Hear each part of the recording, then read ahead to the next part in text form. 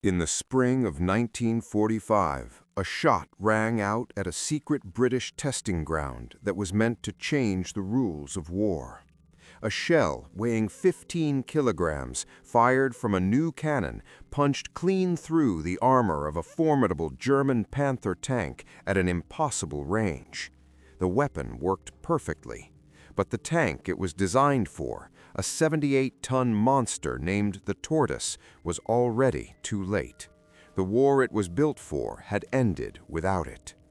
This is not a story of success, but the loudest and most expensive failure in British tank design. The story of a machine born from the panic after Dunkirk, in fear of the impregnable Siegfried Line. Strategists demanded a wonder weapon, capable of withstanding any blow and smashing concrete forts. The engineers fulfilled the order with a vengeance, creating a steel colossus with armor that German shells couldn't penetrate and a gun that could spear tanks like a needle. But they overlooked one minor detail. We will reveal how its monstrous appetite for fuel, 5 liters per kilometer, turned every operation into a logistical nightmare. Why bridges collapsed under its 80-ton weight, and transporting this giant required a tandem of the Army's most powerful tractors. You'll learn about shameful trials where the machine broke down after just 20 kilometers, and its crews choked on cordite fumes in their cramped steel trap. This is a tale of bureaucratic stubbornness and millions of pounds thrown to the wind, as a project doomed to be late was stubbornly pushed to completion. Of 6 purposely built giants destined to become targets for new shells or donors of spare parts, and of the single surviving tortoise standing in a museum as a silent indictment of strategic short-sightedness and a monument to a war that never happened. The full truth about the tank that was perfect on paper and useless in reality in this investigation. In the spring of 1945, a shot rang out at a secret British testing ground that was meant to change the course of the war. Only the war was already over. A shell weighing almost 15 kilograms, fired from the mighty 94-millimeter gun, struck a captured German Panther at nearly 900 meters per second.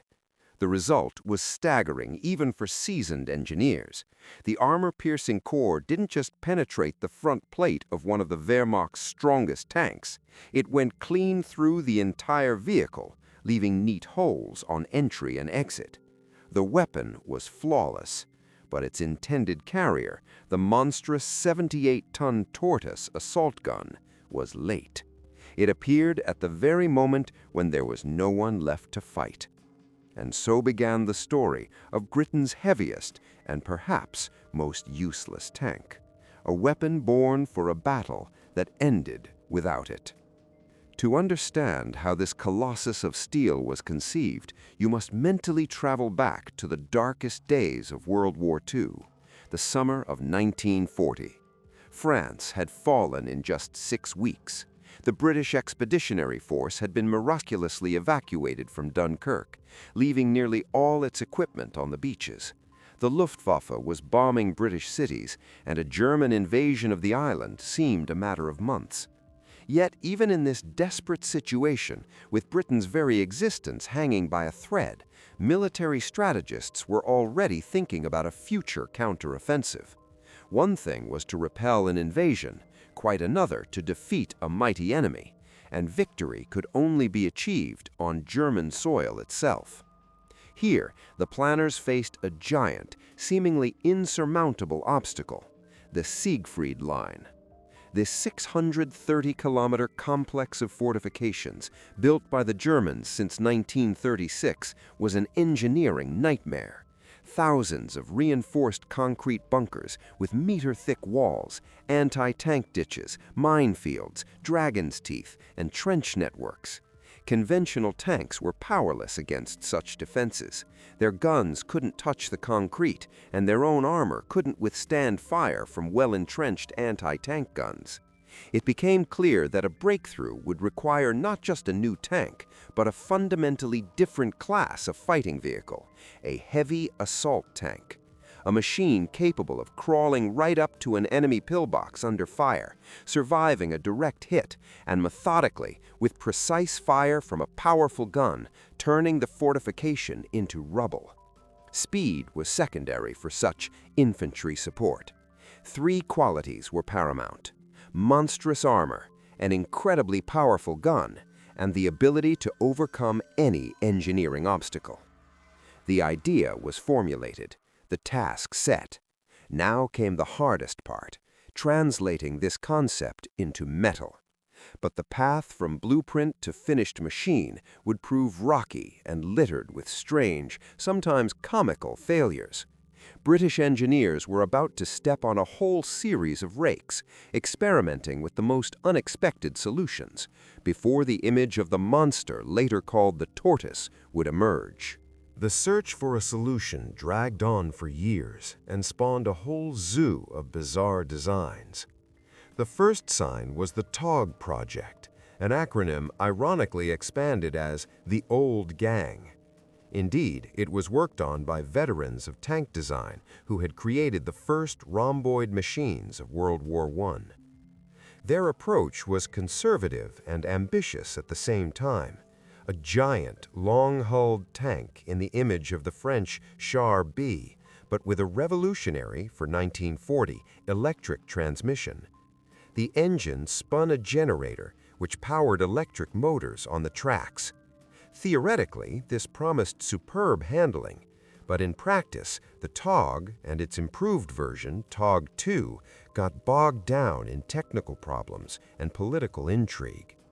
The influential financial secretary to the War Office disliked the project, and work on it gradually fizzled out. In parallel, other, no less strange concepts were born. The A-38 Valiant tank was an attempt to achieve maximum armor with minimum size. Designers crammed the crew into a tight steel box where the driver sat hunched over and the turret overhung the sides. During trials in 1945, this machine broke down after less than 20 kilometers, nearly injuring its own driver. There was also an attempt at joint development with the Americans, the T-14 project, with powerful sloped armor. But bureaucratic red tape and delays meant the first prototype arrived in England only in 1944, by which time the very idea of a specialized assault tank was beginning to be questioned. While military theorists and engineers scrambled for an ideal, chaos also reigned in the requirements for the future machine. The order given to the Nuffield Company in 1943 was vague: a very well-armored tank with a powerful gun. There were no specific numbers, as no one knew what kind of Siegfried Line fortifications they would face. As a result, engineers created 18 different designs in 10 months, with the military changing their wishes each time: more armor, a different gun, a new layout. Each new sketch was heavier and bulkier than the last. It was a vicious circle of uncertainty. But it was in this chaos that a simple and radical thought gradually crystallized. If the main thing was invulnerability, perhaps they should get rid of the most vulnerable part of any tank, the rotating turret. Thus was born the concept that formed the basis of the machine, fittingly named the Tortoise. After long deliberations and a string of unsuccessful prototypes, by early 1944, the concept of the future assault gun finally took its definitive, bold, and uncompromising form. Tired of compromises, the engineers made a revolutionary decision for tank design. They completely abandoned the rotating turret. Instead, the Tortoise received a massive, monolithic fixed fighting compartment built directly into the hull. This casemate concept wasn't new in itself, but it had never been applied on such a scale or for such a purpose. The logic was ironclad. If the machine's main task was to slowly, under a hail of fire, approach an enemy fortification and destroy it, then maneuverability and all-round fire became secondary. Invulnerability came first. And what in a tank is more vulnerable than the turret? Its ring is always a weakened zone.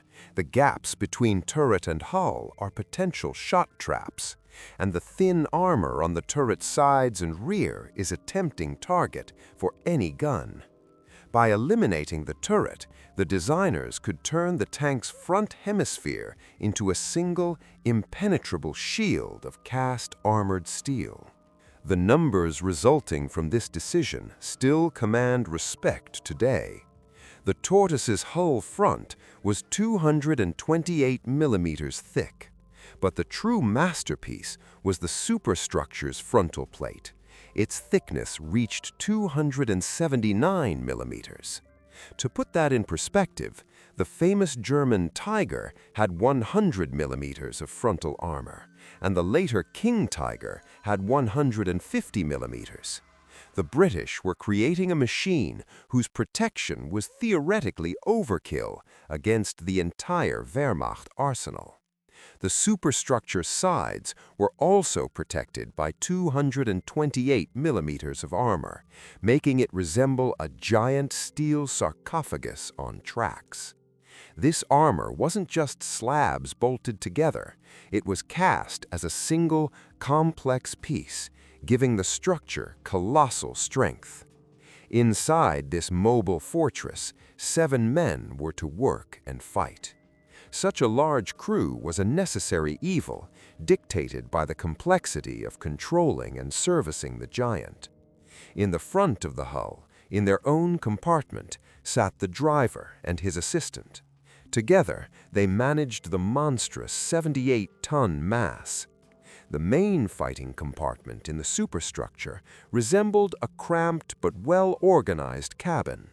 The centerpiece was the gunner, whose station with aiming wheels was to the left of the enormous gun breech.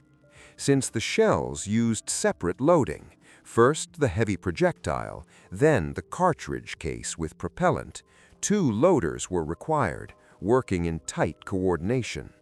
To the right of the gun was the machine gunner's position.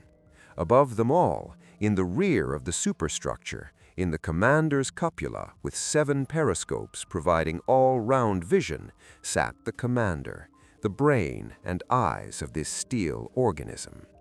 Thus, by mid-1944, the shield was designed. They had created the perfect defensive system, an almost impenetrable fortress capable of crawling up to any pillbox. But a fortress is passive. To become a weapon, it needed not just a sword, but a true hammer, capable of shattering any gate with a single blow. And the engineers found this hammer in a seemingly unexpected place, in the arsenal of anti-aircraft artillery. The gun, meant to send shells skyward, was to be brought down to earth to make history. History that was never destined to happen. That hammer became the Ordnance QF 32-pounder, a 94-millimeter gun that inherited incredible ballistics and power from its anti-aircraft lineage. It was created as an answer to thick concrete, not tank armor. Its nearly 15-kilogram shell left the barrel at 880 meters per second, possessing monstrous penetrative and destructive energy. But its main quality wasn't brute force, but near sniper precision. A gunner could hit not just a bunker from a kilometer away, but a specific embrasure, turning the Tortoise from a battering ram into a surgical tool of destruction. The 1945 trials merely confirmed this gun's versatility. Its armor-piercing shell punched clean through a captured Panther from a kilometer away, demonstrating the tank could fight armor if needed. For self-defense against infantry, the vehicle was equipped with 5 Besa machine guns in ball mounts. To move and power this entire armored artillery system, a suitable heart was needed. It came in the form of the Rolls-Royce Meteor petrol engine, the tank version of the legendary Merlin aircraft engine that had powered Spitfire fighters during the Battle of Britain. In the Comet cruiser tank, this 600-horsepower engine worked wonders, propelling the 32-ton machine to 60 kilometers per hour. But here, it faced a much tougher task. Thus, on blueprints and in reports by the end of 1944, the seemingly perfect breakthrough tool was born. Unshakable armor, a devastatingly accurate gun, a proven powerful engine. The War Office, inspired by the prospects, placed an order of 25 pre-production vehicles in December with a planned readiness date of September 1945.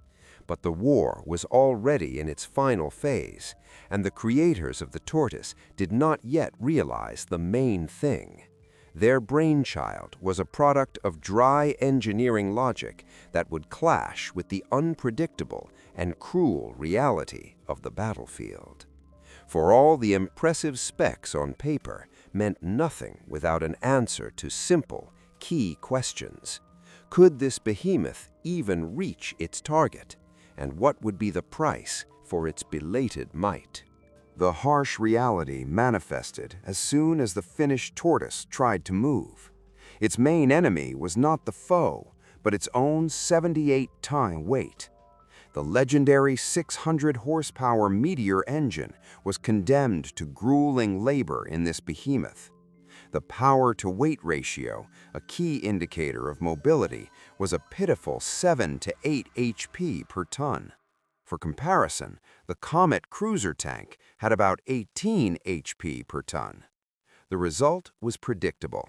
Top speed on roads didn't exceed 19 kilometers per hour, and the speedometer, marked up to 40 kilometers per hour, looked like a bitter joke. Off-road, the massive side skirts protecting the suspension dragged on the ground, and any serious obstacle threatened to make the tank simply belly out, helplessly churning its tracks in the air. But mobility problems were just the beginning. The real nightmare for logisticians was transport.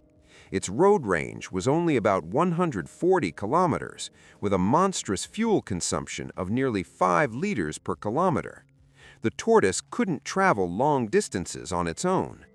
Rail transport was nearly impossible due to dimensions and weight exceeding standard platforms and tunnel clearances. Towing required coupling 2 of the Army's most powerful Diamond T tractors together, and even they worked at their limit. But the most critical limitation was bridges. Standard Bailey bridges were rated for 40 tons. The Tortoise weighed almost twice that. This meant the machine could only travel over intact, heavy-duty bridges, of which practically none remained in the combat zone. Every blown crossing on the path of advance turned the assault gun into a formidable weapon, into a useless pile of metal, awaiting the construction of a special, ultra-strong crossing.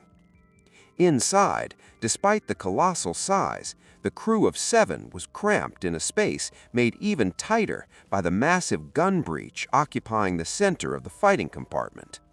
Cordite fumes after firing filled the enclosed space, and even the ventilation system struggled to cope.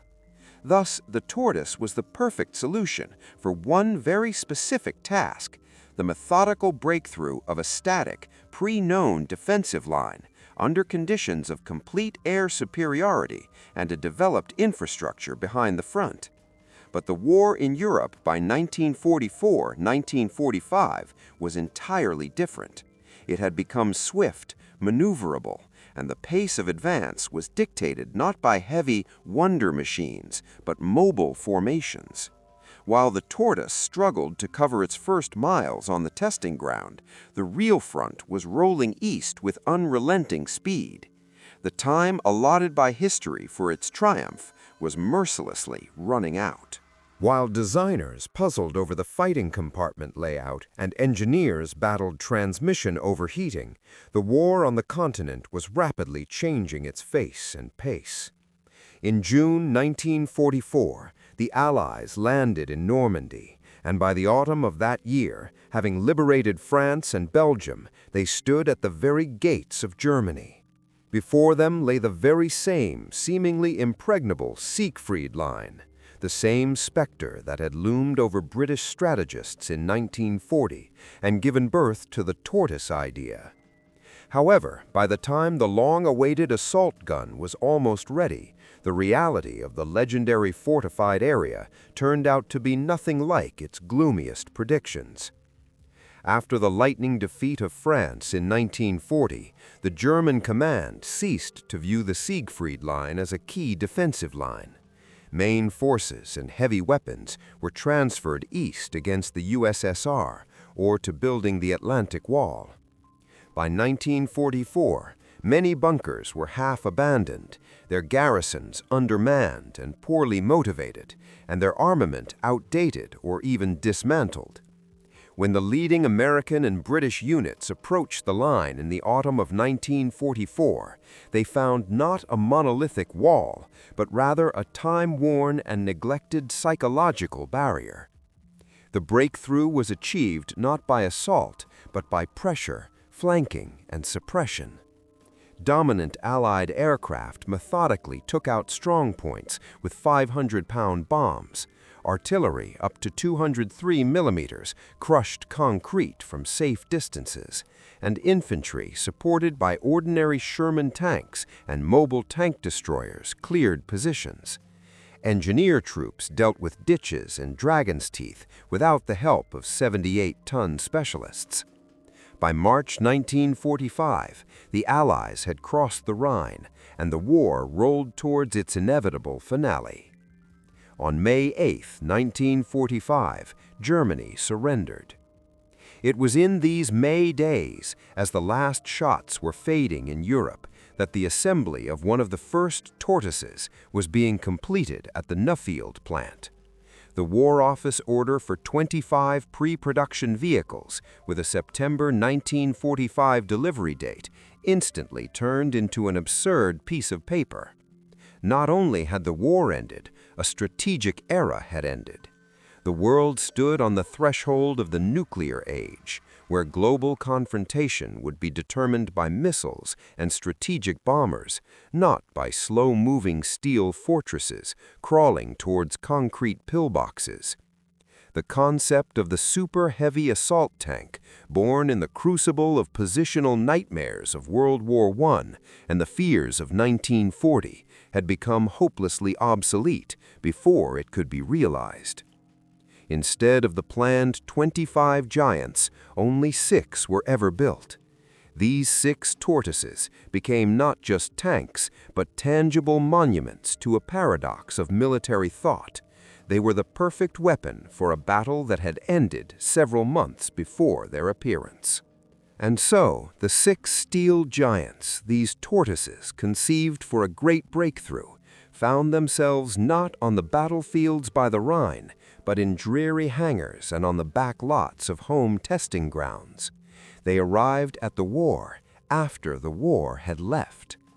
Before the War Office, exhausted by 6 years of conflict and preoccupied with post-war spending cuts, arose not a military, but a purely logistical and even philosophical dilemma. What to do with these titanic, technically complex, and incredibly expensive to maintain relics of a battle that never was? Their fate was to become the quiet yet eloquent epilogue to a story full of ambition, engineering genius, and bitter historical irony. The fate of the 6 built tortoises unfolded typically for unclaimed prototypes, but with an adjustment for their gigantic size. Keeping these behemoths in combat-ready condition in peacetime was too costly, but sending them to scrap immediately seemed wasteful. Therefore, their post-war career boiled down to 3 utilitarian roles. First, they became mobile laboratories. Engineers ran them on testing grounds, gathering invaluable data on the behavior of the super-heavy suspension, the operation of the Meteor engine under extreme load, and the impact of the powerful gun's recoil on the hull structure. This information proved useful in finalizing the new Centurion medium tank, which was just becoming the backbone of Britain's post-war armored forces. In a way, the Tortoise served as a martyr for the progress of more successful machines. Second, their armor made perfect targets. Several Tortoises were sent to artillery ranges, where their once impenetrable fronts and sides were pounded by the latest hollow-charged shells and the first anti-tank guided missiles. Thus, the machines created to withstand blows served a purpose by helping to perfect the means of countering their own kind. Third, they were cannibalized for parts. The Meteor engines and reliable Merritt-Brown transmissions were common with other vehicles, and these components served for a long time in workshops, keeping frontline tank units running. Most Tortoises shared precisely this fate, disappearing without a trace by the early 1970s. But one specimen avoided it. Today, it occupies a place of honor in the collection of the Tank Museum in Bovington, titanic, silent, with its gun aimed at emptiness. In 2011, its engine was briefly brought back to life for the Tank Fest festival. The roar of the 12-cylinder Meteor once again echoed over the grounds, and the 78-ton behemoth made its final short parade before the public. It was a farewell chord, a symbolic full stop in the story. The Tortoise will forever remain a monument, not so much to engineering thought, but to its paradoxes. It is the embodiment of Gegalomania born from desperation of 1940, and a victim of a rapidly changing reality. It is the perfect weapon for a specific, narrow task that vanished before the weapon was ready. The story of the Tortoise is the story of a brilliant technical solution that turned out to be unnecessary. The story of a weapon created for a battle that passed it by. Its slowness became not a tactical shortcoming, but a fatal metaphor. It never managed to catch up to its own war.